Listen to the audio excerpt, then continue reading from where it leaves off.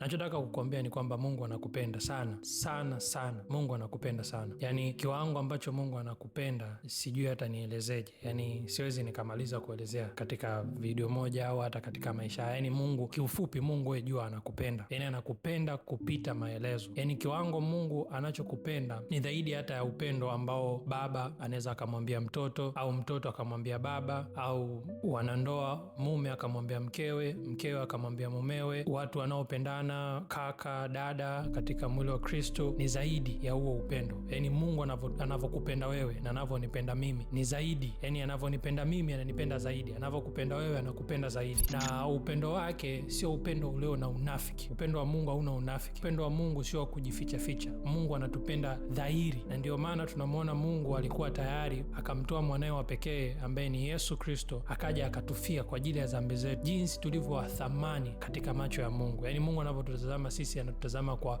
jicho la upendo, jicho la thamani hali ya juu.